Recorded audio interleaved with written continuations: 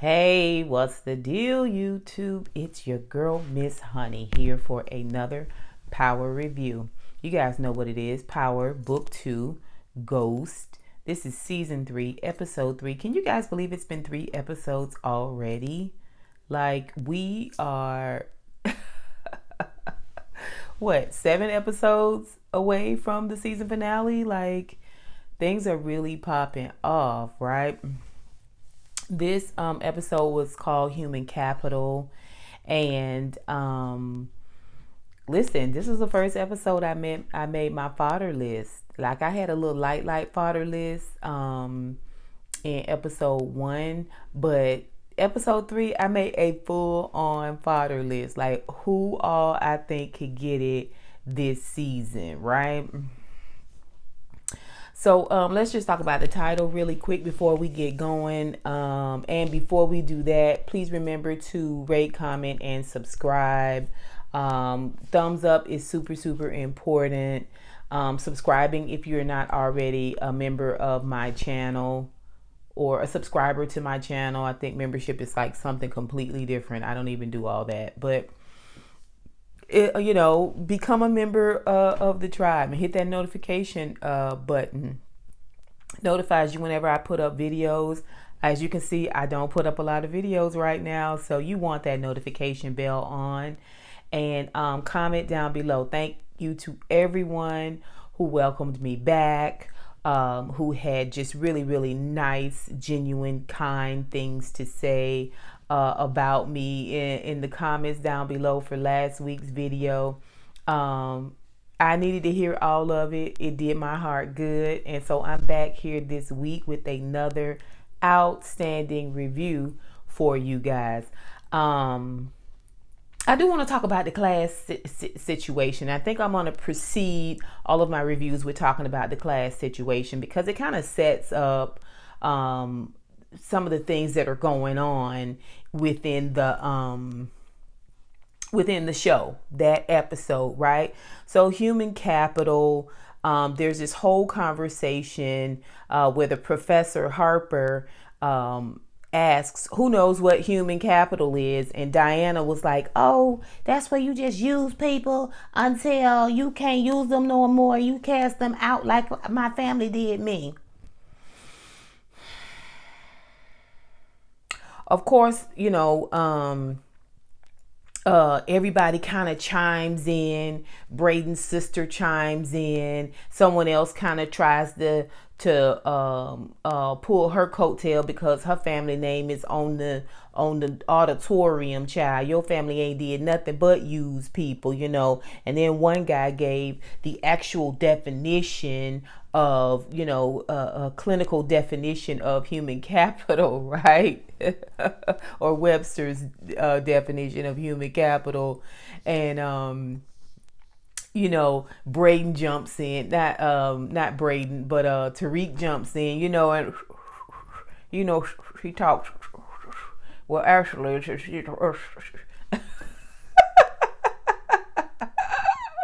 he got like a little slight little. Actually, I feel that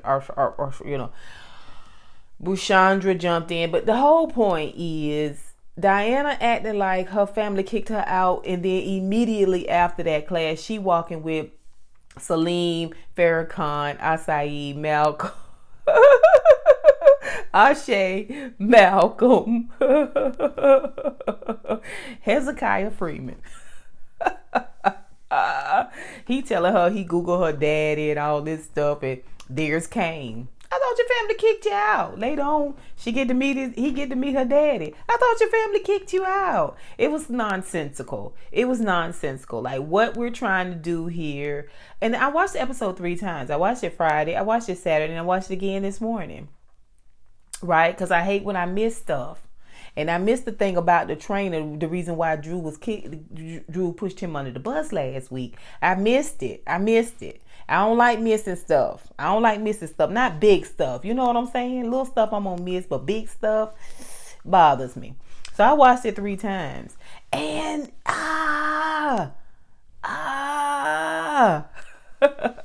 the acting, it just gets worse. It's better if you watch it once. Like, if you watch it once, you're going to be like, that's a good episode. But if you watch it 3 times, you're going to be like, oh, man, the acting is horrible. Y'all tell me what y'all think. Put it down below. Anyway, so Diana, aka Ponytails, Eye Bags, and Widow's Peak. Like, I don't really even want to bully nobody. Like, I'm not trying to Widow Peak shame nobody. You know what I'm saying? But is it me? I'm not gonna say it. Anyway, she talking about her family threw her away, and then Kane, like I say, show up and he got a gun for her. She don't want the gun, but he also got a stack of money for her, and she will accept cash in lieu of steel. She will take cash, right? Okay, and then we see she get her first check and a sales lead because Braden's sister is got a little toot beep beep, and she was like, oh, you got your first check, you want to celebrate with a little toot? Exactly. I'm gonna get my first paycheck working at a candy store at a college, and I'm gonna do cocaine in celebration. Girl, if you don't go down there to that liquor store and get you a MD 2020, you know what I'm saying, just like every other poor college student out here, okay? Get you old $1.39, $1.99 Mike's Harder lemonade. Okay, that's your level of celebration. You ain't got no money. Okay. Anywho, that little white bag with the powder, I was like, oh, that is so 80s cliche. You know what I'm saying? Then we see where she learns from this Braden's sister that Effie is the one that's selling, right? Okay, now we also see where she confronts Effie after Effie coming from upstairs to the secret drug cubby holes. She confronts her and she tries to make it seem like, oh, everybody's just leaving her out. You guys are all a gang and a group and y'all play together and nobody ever asks me to play. And Effie was like, what are you talking about? Ask you to play. I have no idea what you talking about. And also, you told me not to mess with Tariq because you was going to mess with Tariq. She was like, look, what me and Tariq got going on is something completely different. You better than that. You get what I'm saying? Like, you don't want to be a part of this situation we got going on over here. What you want to do is continue to take them real thin ponytails and look like you under 42. That's what you want to try to do this entire season. Work on not looking like you 45 in the face. Tell them to thicken up the stump on them ponytails a little bit because we just not buying it. We just not buying it. Like, you know what I'm saying? This not about you. This not about your life. Like, what I got with Tariq don't have nothing to do with you. Going about your business, your merry little way. This is what Effie tell her. Effie, the character, the actress that plays Effie is good. I like Effie's acting. I really do. Effie has got, to me, her acting comes across a lot more genuine than the dude that played Tariq St. Patrick, in my opinion. I mean, if anything, they neck and neck. But we also see, like I said, she was confronting her about the drugs. When Effie was like, I mean, forget Tariq. Forget that dude. You know what I'm saying? You come in with me and let's chop these drugs up and make this money. And stupidly, Diana says, I'd have never wanted to be a part of my family's legacy. Anyway, I don't want to sell drugs with you all. First of all, you need the money. The minute your daddy told you that you was going to have to fend for yourself in college, he was going to pay for tuition, room and board, and that's it. You knew then you had to sell at least weed. I mean, you got to at least sell weed or looses. You know what I'm saying? You got to go to the store and get you some beers and keep them in the fridge and then sell them for $2 and $3 a beer. You got the bootleg. Am I the only one that went to school? College is where you learn your hustle. You learn what hustle you really good at. I'm from the South. You get what I'm saying? You sell a ice cold beer / joint combo.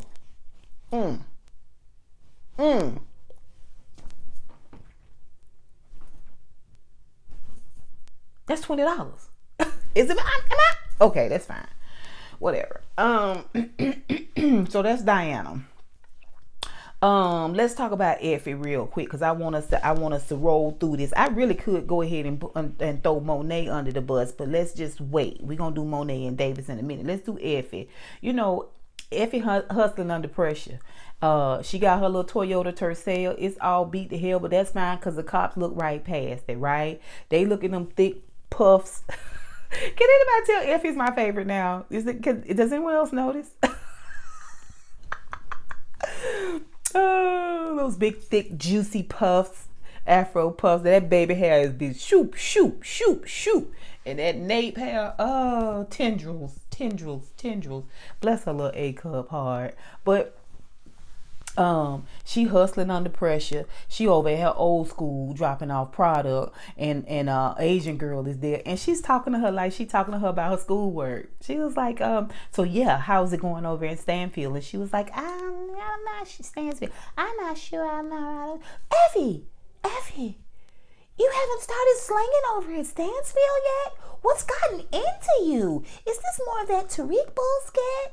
Now, this is supposed to give us the impression that Effie's off her game because she's so smitten by Tariq, right? That's what this whole conversation was about. It was a little redundant, in my opinion, considering you chastising her not for not being in her schoolwork, letting a man get her out of her schoolwork, but get you off your drug game. Get you off your money game. Okay, child. The world is very, very different now. We see where she comes clean. She really asks Tariq, can she start selling? That she wants to start selling at Stansfield. And he was like, I don't want you. I don't want you to. I feel like I just want to protect you from. And she was like, look, I've always had a number in my head, like money I need to survive, to pay off this, that, and the third. I can't depend on nobody else. I got a plan where I'm going to take them drugs, I'm going to step on them, I'm going to sell them in Stansfield, and I'm going to make me a little guap on the side. And he was like, well, if anybody can do it, it's you, Effie, and you have my permission. Go in peace, my child. And she was like, thank you, sweetie. And she gives him a little sugar booger.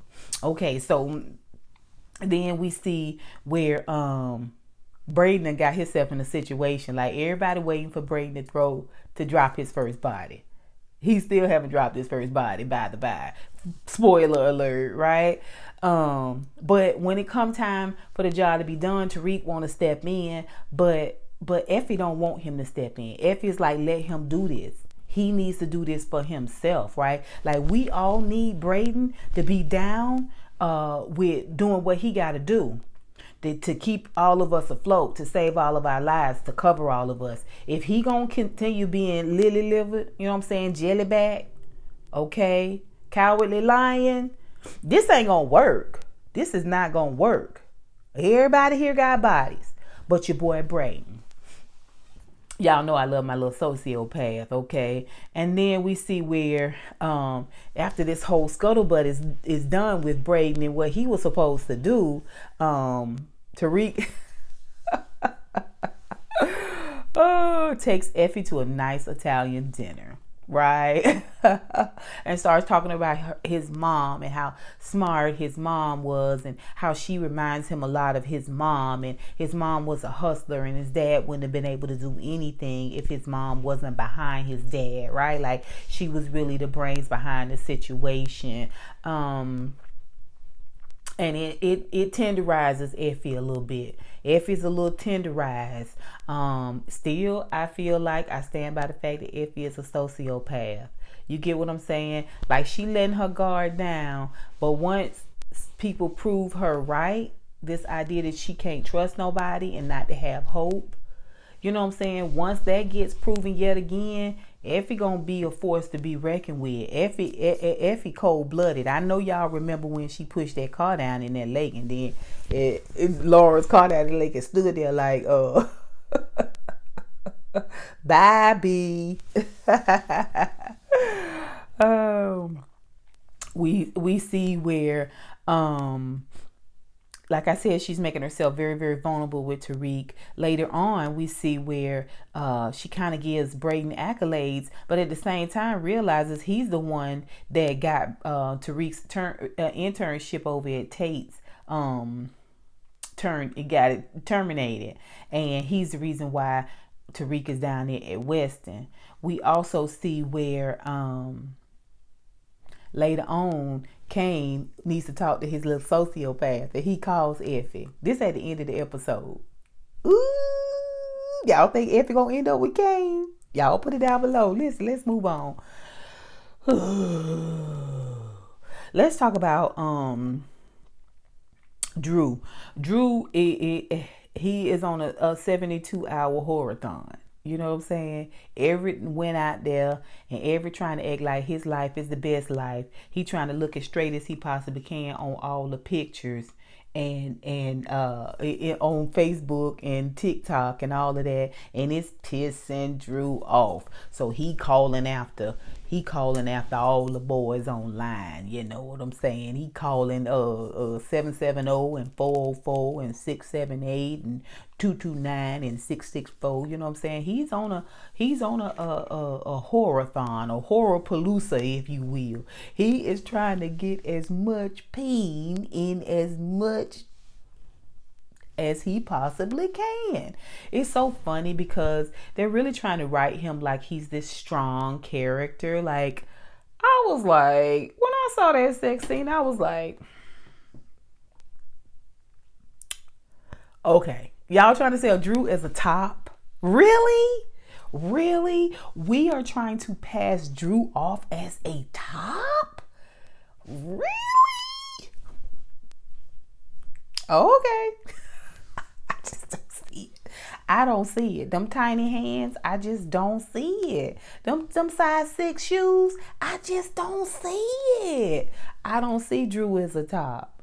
You know what I'm saying? Like, they trying to give us this idea that Drew would have been the better leader of the Tejada family. I mean, at this point, considering the kind of leader Lolo is, I mean, he makes brownies for Girl Scout troops. Anybody would have been a better leader of the Tejadas than Lolo. But for y'all to be trying to sell Drew and put Drew in top billing, it's just not giving what y'all wanted to give. You get what I'm saying? He tries to act brilliant at the family meeting, you know what I'm saying? And that scene where he was naming off the 3 G's. Gino, Gambinetti, and Gargonzola. What about Gargonzola? We're going to try to get rid of all of them? And Kane was like, yeah, why not? I mean, we need their corners. We're street hustlers. We're not, this is the game. And he was like, why don't we just get rid of their connect and then become their connect? And Kane was like, okay, so you be thinking. At the same time, I was like, ugh.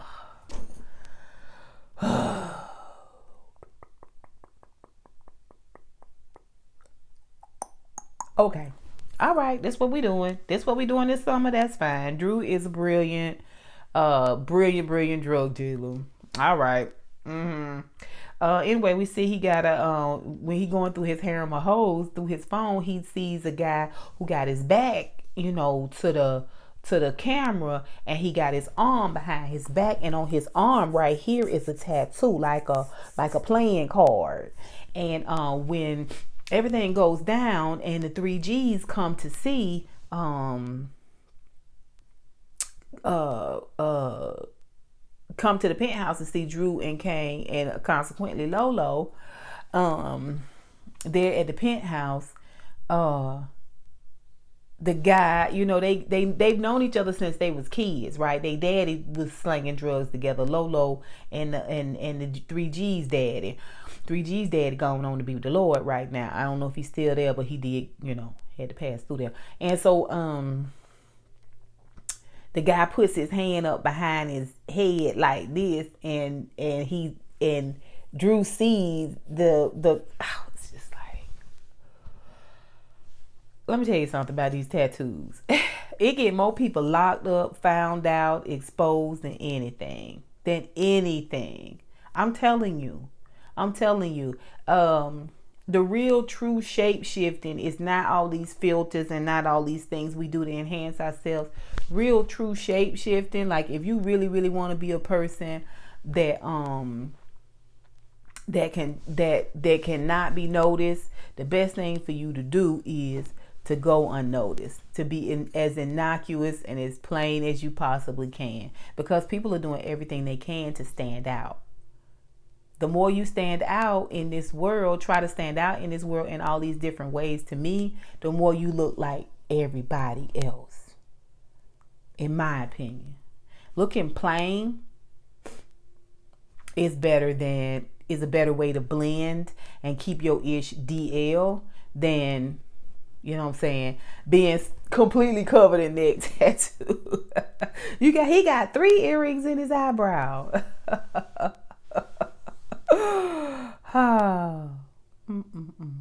But what do I know? Anyway, Drew notices it. He makes a note of it. So of course we're gonna see, because just like a lot of these shows, same sex scenes are all the rage now. Like they're the new girls writing. Remember back in the 90s, all of the black movies, a girl on top, you know, giving you from the back, and that was just all the rage. Here now it's gay sex scenes, that they're all the rage now. So we know we're gonna see him and Gino in some sort of situation at some point, which again for me makes Drew once again the weakest link. His lifestyle and how he deals with it, like how he runs his lifestyle, makes him the weakest link. If he was more ruthless with his ish, you get what I'm saying? Like I would have more respect for Drew as a possible leader, but because he's so weak when it comes to dudes, you know what I'm saying, and being with dudes, like, you know what I'm saying, you need to get this money over these bros, right? But you're not really doing that. Like you trying to intermingle the two, and it's just gonna be an epic fail. Like it's just gonna be an epic fail. Anyway, ciao. We see where he is so verklempt. I thought he found out at the family table when Kane was telling Diana what to do and Lolo what to do and him what to do. You know what I'm saying? When he was like, let's become the connect, and Kane was like, everybody need to do as they're told because these Nigerians need their money and woo woo woo woo woo. I thought Drew knew then that Kane was in charge. But when he hears Lolo tell the 3 G's, not only that it wasn't a black boy that shot they connect, but it was a white boy, Braden. He confirms it, but he says also, you need to deal with my son. You need to deal with my son, Kane. Kane is the new leader. And so Drew acts off for Klimt and storms out. Walks out. What you finna do? Get on Jack? Get on Jack and do what? Call Gino. Child, bro. I'm so sick of Drew. I can't stand his character. I don't know why they trying to hold on to Drew as a character, but it's just not working for me. Okay, so let's talk about Lorenzo. Lorenzo is getting dog walked, baby. When I tell you Kane is dog walking, it's so funny. He's like, he walks up and thumps him on the head. You know what I'm saying? Like he you know what I'm saying? Uncle. This is daddy.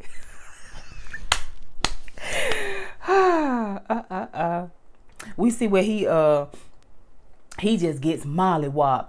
He go to do a drug deal, and the deal is the guys get the money from him, and then just cacao, just like he did Kane when Kane came to see him. He had the guards beat him up in the elevator.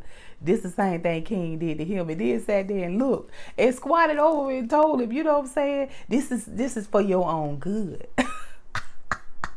I did this because I love you. And you need to learn who in charge around here. I was like, child, payback is a muggy duggy, ain't it? Dog walking his daddy. I don't know why I find it hilarious, but it's so funny.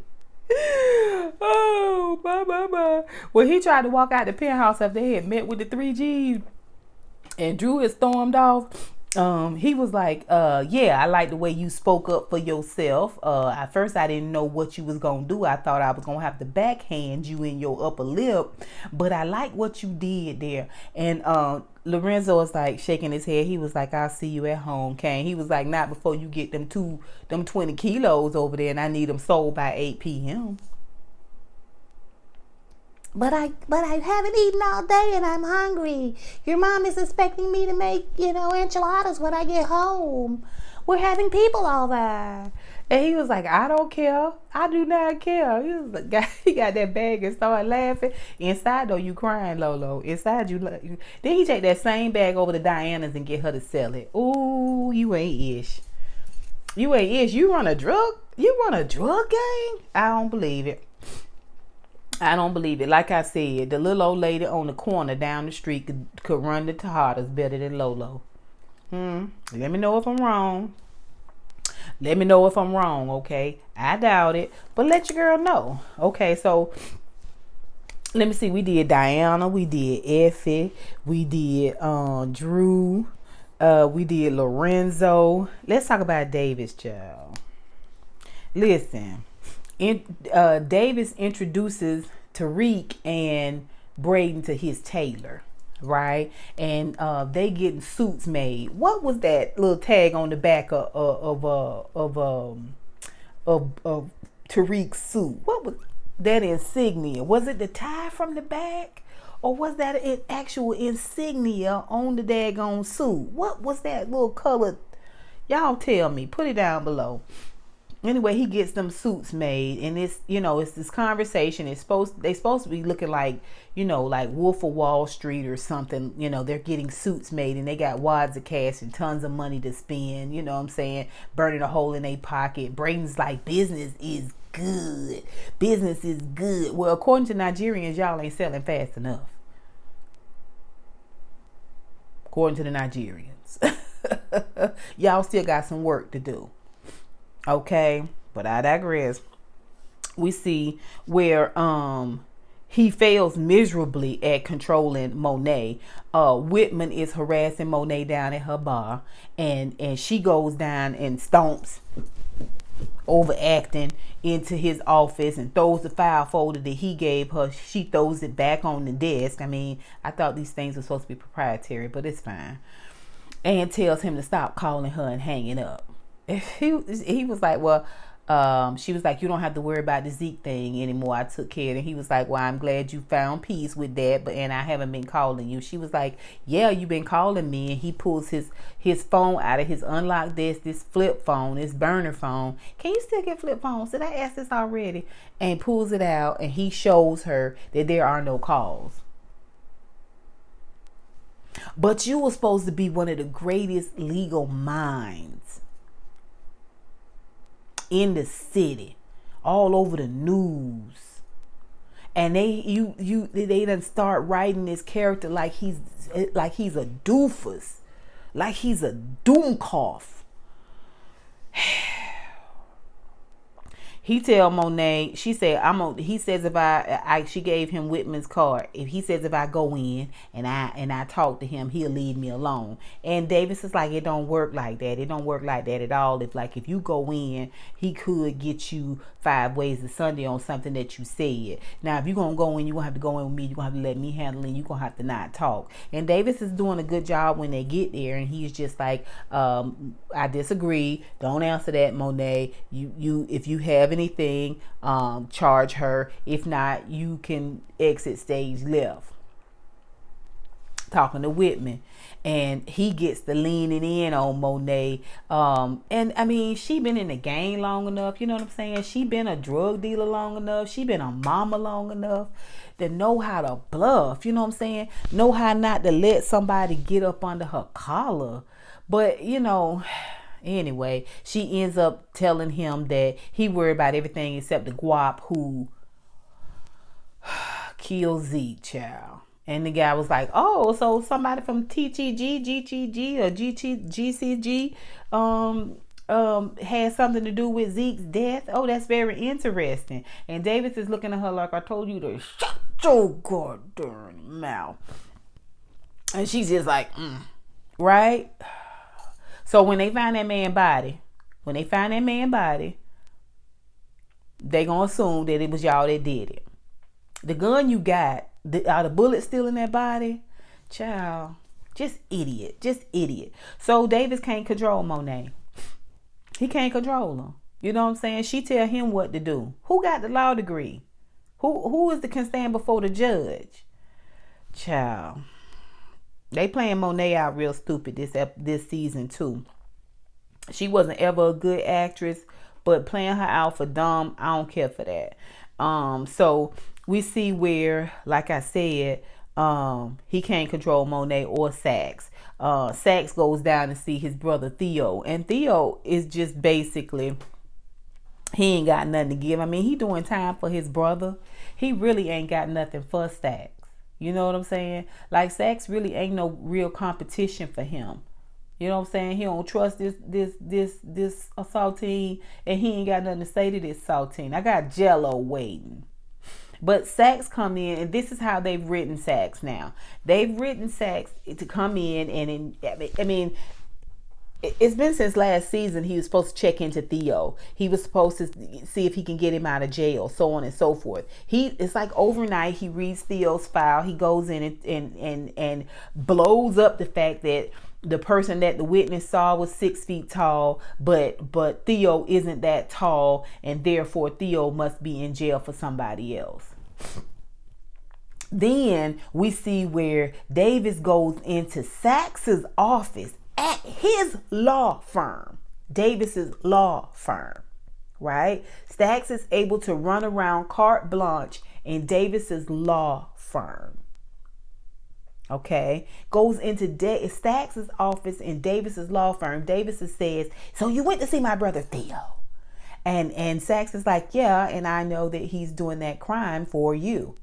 And Davis admits it. Is Sax your lawyer? Is Sax your lawyer, Davis? Because if Sax is your lawyer, then that means you have privileges, right? And if you have those privileges, then whatever you say to Sax, Sax cannot use it against you. Sax cannot repeat it. But if Sax is just your counterpart and he's not your lawyer, that means you done told too much. You can't control Sax, you can't control Monet, and you can't control your own self. He has turned out to be real feckless as a lawyer. Real feckless as a lawyer. And it started when you gave that ring to the fence to take down to the auction house. Hilarious. Okay, let's talk about Kane real quick. We see where Kane has, like I said, had a meeting with the family without Monet, and he's gonna run with Drew's plan to become the Connect. He is continuously dog walking low and missing all the cues, right? Like it's about to really blow up in this family. We see where he threatens Braden after he tells Braden, "I need you to be the one to kill the Connect. The Connect is a Russian or something like that, and we need a white person to kill him, right? Because we don't need to come back on my family. My family is black and whatever else they are." And so he sends Braden down there to kill the guy. Of course, it don't work out that way. And later on, when he finds out that Braden wasn't the shooter, that it was a black guy that was a shooter, he meets Braden down at the bridge, at the river, and Braden, comfortable in his privilege, sits with his back, his face to the river and his back to whoever walking up on him, and he walks up on him and puts a gun to his head, and he threatens him 5 ways to Sunday. But Braden doesn't give up Tariq as the shooter, and he doesn't give up Effie as the killer of Lauren. I was kind of proud of him, but still at the same time, we see where Kane is calling Effie. Now, I think for me, I think Effie is an asset and a sociopath, and in my opinion, she is a better fit for Kane than she is for Tariq. That's just my opinion. I think Effie's gonna end up with Kane. That's just my thoughts. Y'all tell me what y'all think. Y'all put it down below.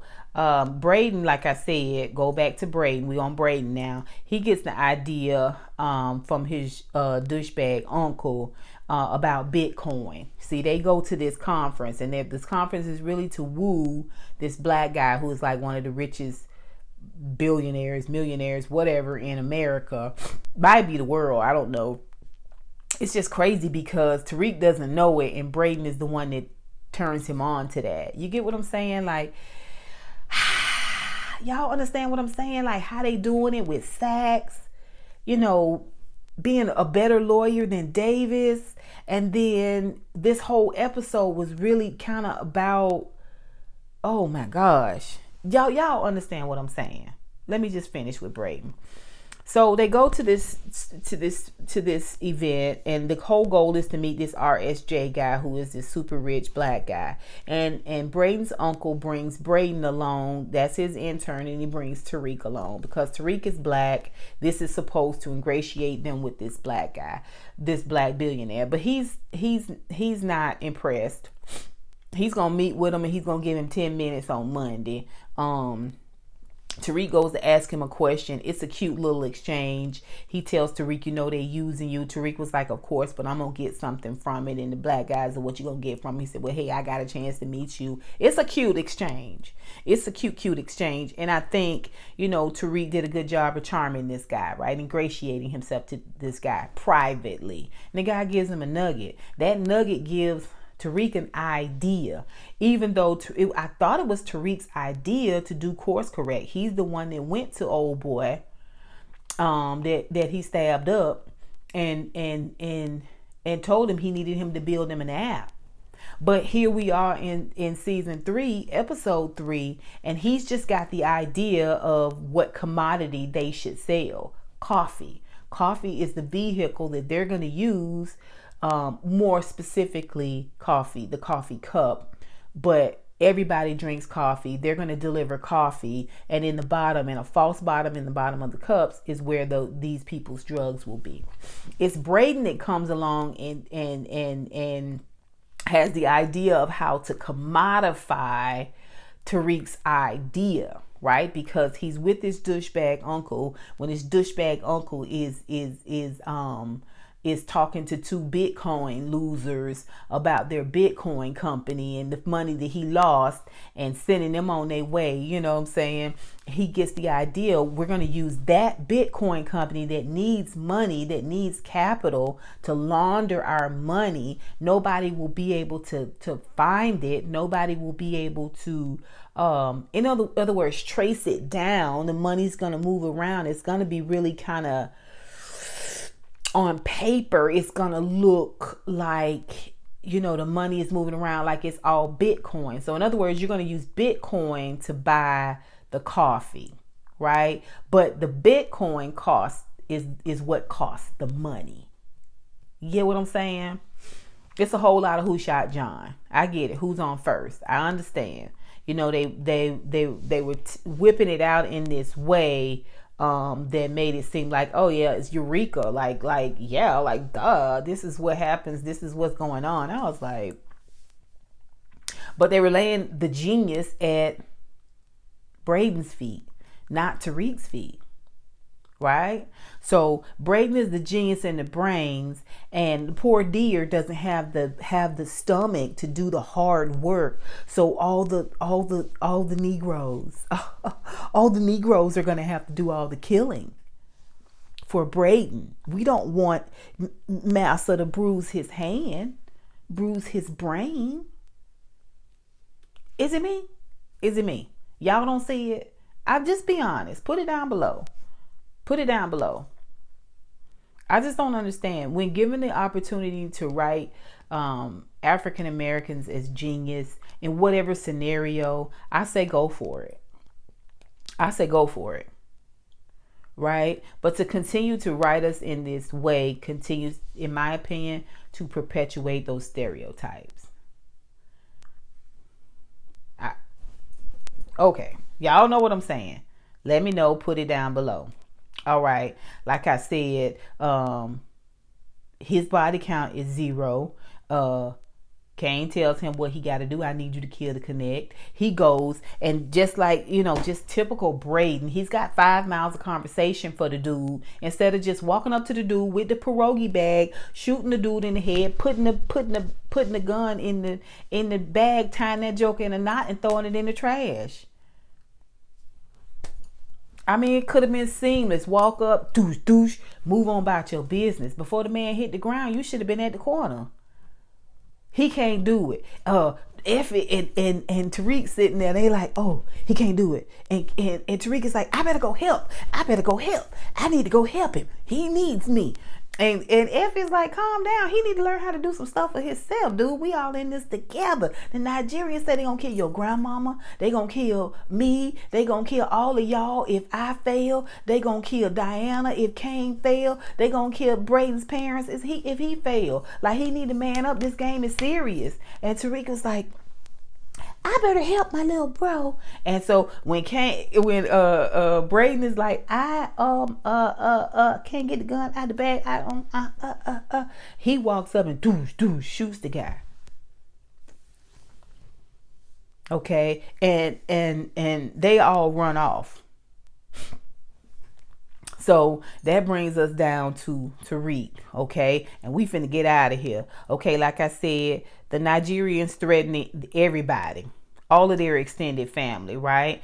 And they learned that there's more drugs. Like Mecca was a major connect. Like, he was wholesaling. He sold these drugs wholesale. You guys are trying to sell them one pass at a time. You get what I'm saying? Although Effie had a big old bag of pills, still, I mean, he sold boxes and boxes. Y'all are selling, 2 and 3 hits here and there. You get what I'm saying? Like, no, this is serious. And everybody's like, oh no, we are hustling up. Braden gonna say, we've sold like a third. What did this what happens when y'all don't jump somebody in. That's all I'm saying. This what happens when you don't jump somebody in.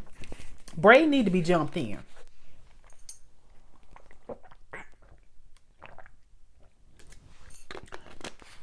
Braden need to be jumped in. He need to feel the pain. He really do. So, of course, Tariq tells the Nigerians, I'm sorry, he's working on a plan. They're going to expand their territory, so on and so forth. Just kind of trying to talk them down a little bit while Braden playing a game. He's working the plan with Braden. Like I said, Tariq met RSJ. He got the man's advice. Basically, mark it down and increase your sales. Right? It's better to mark it down, mark your product down, increase sales, increase volume. On the back end, it'll be better for any business. And so Tariq then takes that advice, and that's how he comes up with the coffee idea. Again, Braden commodifies it, but it was Tariq's original idea. We see where Tariq learns that Monet and Davis want him to keep his distance from the penthouse and Monet because of Whitman. And if Whitman got this information, I'm sure he's passing it along, and somebody else has got even more. They may be trying to build a case on you, Tariq. And Tariq was like, okay, I'm only 19, but that's fine. Even though he had just left the penthouse, it's fine. We see where Braden can't kill the connect, but Tariq does it. And then they all run to an Italian restaurant to lay low. We want a table for 3. And even though Braden is like, thank you so much, Tariq, I appreciate it. Tariq is like, no big deal. And Braden walks off. He's shook. At the same time, he texts Cain and says, it's done. And it was Tariq all along that did it. Braden still has 0 bodies. But he is very shook from the experience. Very, very shook from the experience. That's why when people are like, Brayden is the new Tommy, I was like, I don't know how. I don't know how. Brayden ain't half the thugger dugger that Tommy was. We see, like I said, where Tariq woos Effie right there at the dinner table. And he, by talking about Tasha and likening her to Tasha, it's something that really touched her heart, and I think kind of weakened her for Tariq. But something is going to happen. Either he's going to find about the Lauren situation, and he's going to cut Effie off, and it's just going to send Effie spiraling to Kane and deeper into her sociopathy, or I'm not sure what, but I don't think Effie's going to stay with Tariq. I think Lauren's going to be back in the picture, and I think that Effie's going to end up with Kane. That's just my opinion. Like I said, Monet was harassed by Whitman. She runs scared to Davis. Don't worry about Zeke. Stop hanging up. Shut up, Monet. I don't need you to talk to Whitman, which she does anyway. She talked too much. We see where law enforcement, Whitman is overacting.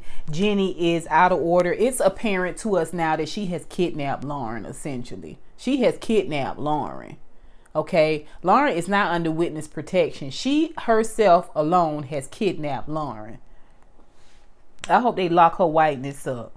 Then we see where Whitman gets the complaint from Davis, because Davis trying to keep Monet from just shooting Whitman dead. Because he out of control. So he files a complaint just to kind of like get him on desk duty and back him down.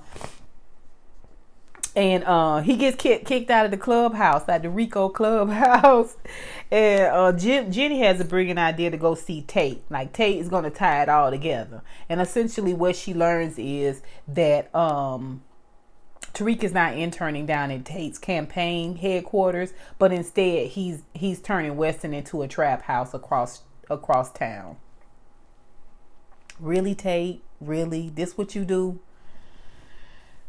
And you ladies can't do any legitimate police work. This is what we're doing. We're just shaking different people down for, like, it's just.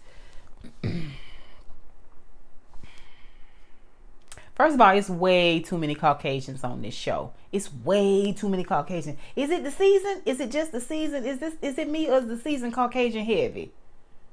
Is it just me? I feel like we went from Sax and Jenny to now they just everywhere. They all over the place, and they're all geniuses. They're all wizards at their jobs. They are just all stellar. Let me go and give y'all my father list. My father list includes Whitman, Lorenzo, and Sax. I think Lorenzo was a given. Maybe possibly Whitman was a given. I don't think we saw Sax coming. But in this episode, I said to myself, could we see Sax dead? And I'm going to give an honorable mention to Drew. I don't know. Y'all tell me what y'all think. Y'all think Drew could possibly be fodder this year? Y'all let me know. Y'all put it down below. Let me know what you think of the episode. Don't forget to thumbs up this video. Don't forget to subscribe. And please don't forget to comment down below. Until next time, honeybees. Mwah, mwah, mwah. I'll holla.